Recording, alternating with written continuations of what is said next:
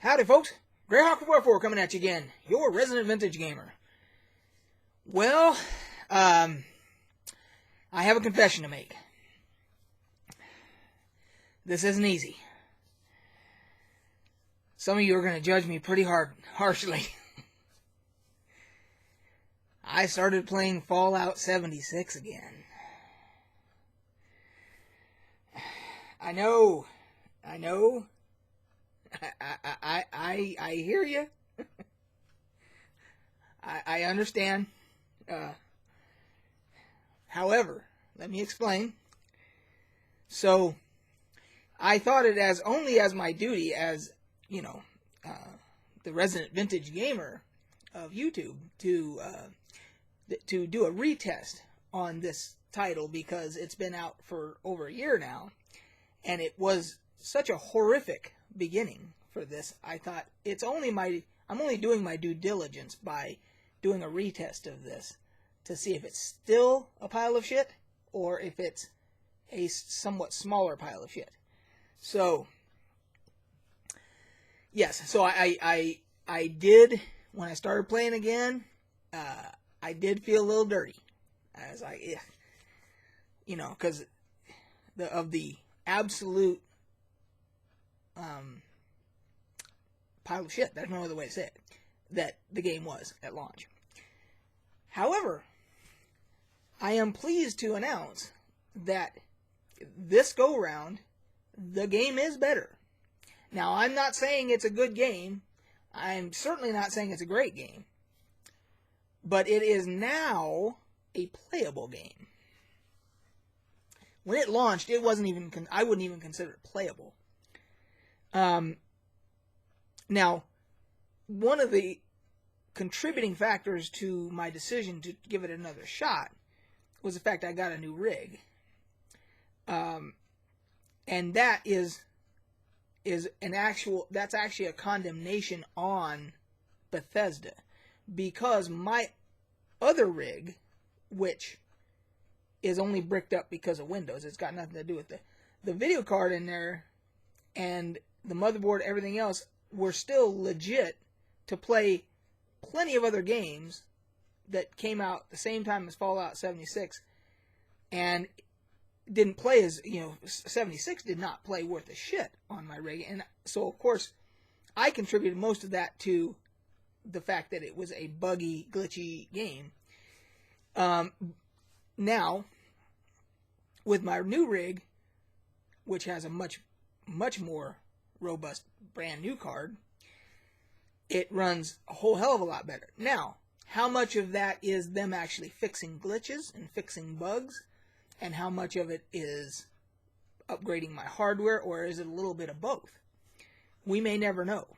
All I can say is that the glitches and stuff, I would say the graphical glitches and NPCs glitching out and moving in weird ways and jumping across the screen, all that kind of stuff that was happening at the beginning, I saw other YouTubers doing videos, of course, with that same exact thing. Now, I don't know that I ever looked to see if they had better hardware than I did, but the bottom line is that now I don't see very much. I do see every once in a while, I'll see a little glitch when I'm playing or something like that, but for the most part, the models, the NPC models, all the movements, all that stuff is a whole ton better. Now, so from that standpoint, and it does feel like, the other thing is, it does feel like there is more content and when I say content for Fallout 76, because there are no NPCs yet, they're getting ready to add Wastelanders. And as a matter of fact, let me check here, because I think it is quite possible that that's today. Because I haven't logged in to see. But, let's see here. Okay, so that's right, it was pushed back to the 14th till next week. It was initially supposed to launch today, and it got pushed back. Okay. So, that is coming with the NPCs, which should have, of course, been in the game from the get-go, because that's what anybody that's playing a Fallout game they're looking for that NPC interaction and storylines that go along with it and all that. So when I say that it feels like there's more content now than when I first played it at launch, I'm talking about the content you get through when you pick up, sometimes you'll pick up an item and it will start a quest, or sometimes there will be something across the radio. You'll pick up a radio signal and that will give you a quest, or sometimes it's a robot, and because there are robots, NPCs in the game, and they give you quests. So, and then and also the holotapes. The holotapes give quests too, but there's no actual NPC humans of any or anything other than robots. But it does feel like they did add some stuff, because I feel like I've constantly got more stuff to do as I'm playing through the game. I'm picking up more quests organically as I'm moving through the game world, whether it's through the radio or picking up a holotape or whatever, and it gives me the feeling of wanting to continue to explore. Where with the original release, between the glitches I was dealing with and the lack of content, I just didn't give a shit. I couldn't care less to go anywhere or do anything, and that's why everybody quit logging in. Most people quit logging in. It is a better game than it was at launch. I'm still not going to say it's a good game. It's definitely not a great game, but it is definitely better. Some of that might have something to do with my hardware upgrade. I doubt it. I think that even if there were issues with it because of my hardware when it did release, that's on them for not optimizing the game properly. That's, but it is what it is. So, now, to do a complete review, I did sign up for the Fallout 76 First, or whatever it's called, subscription deal, because I wanted to see if it was pay to win. And I'm not going to, it's not pay to win. I'm going to label it as pay to shortcut is what it is. Because a lot of it is you get like the scrap box that's got unlimited storage and stuff like that.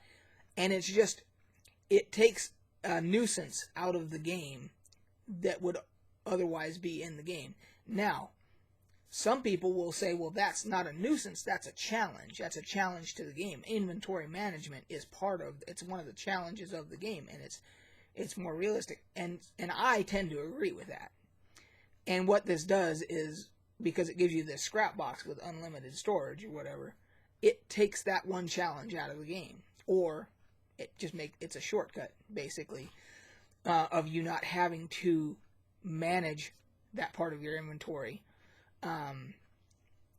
It also, the other thing, it gives you a tent you can drop wherever you are, you can drop a tent. And that could be argued that's kind of pay to win, because in your tent, you can rest and stuff like that, but not really, because you can always fast travel back to your camp anyway, so I don't see that as pay to win. Again, I think it's pay to shortcut is what I see it as. So, and then all the other crap is just cosmetic shit.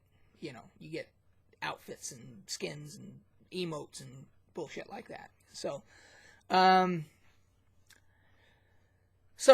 let's round this off and just say that if I gave the game initially, I probably gave it I didn't go back and look, but I couldn't have given it more than a 5. Probably a 4 out of 10 initially. And that's probably being generous. Some people probably, I'm sure, gave it a hell of a lot less than that. But I would say now it might be a 6 out of 10.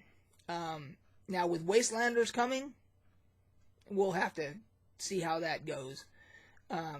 But it definitely is not worth what the initial AAA price that they charge, obviously. I think you can pretty much get it free now. But and the subscription thing, I don't see that being worth anything. I mean, that's just ridiculous. I don't think you need it. I did it just to try it out. I will not renew it, but I do love the Fallout universe.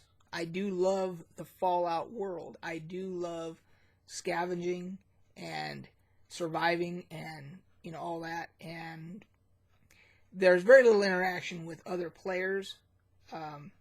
The subscription thing gives you access to private servers, which I don't know why, unless you have a lot of friends that you want to play with, then that makes sense. But the whole purpose of it was to be more like an open world with, you know, almost like a Fallout MMO with all these other players that you could PvP with and sell stuff. They have vendors and all that stuff now. And so I don't know why you would go onto a private server unless you had a full, because you can have up to 8 friends on the server. Unless you had 7 friends for a total of 8, you wanted to be on a private server. But I like the idea of the additional threat of other players. I like that aspect of it. That's why when I play World of Warcraft, I play on a PvP server. That's another aspect of the game I want.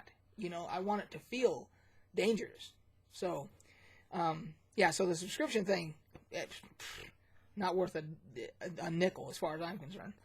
And I would give the game maybe at the absolute most, a 6 out of 10. But anyway, so now that we've got that over with, if you're still watching, as you know, my luck isn't the greatest, and on Thursday, so this is Tuesday, so on Thursday, last Thursday, I woke up with a gout attack, which, if you don't know what gout is, you can Google it. It's basically a form of arthritis that is extremely painful, and it attacks a joint at one time, and it's crippling. I mean, I got it in my heel this time on my right foot, and there was a couple days where I literally could not put any weight on my foot. I had to just sit with my foot up in the air and watch TV. So that's why I didn't make any videos. We did manage to play our D&D campaign on Roll20, which my next video I will do an update to the campaign, what we did through Roll20 and everything, and that whole experience. That was the first time we had done Roll. It was an experiment, and it went well. Let's just say that. But I'll go into all that other detail and stuff in my next video. So, yeah, those two things. But my foot's feeling better now. I probably got another couple of days for this flare-up to go away. And then I'm going to look at there's a medication you can get, which is a preventative, but you have to do blood tests first, and you have to be in certain parameters with your uric acid level in your body for them to prescribe it. Now, hopefully I am. I get that, and then, knock on wood, you don't get any more flare-ups once you're on that medication. So that's what's happening with me. And we'll catch you on the flip side.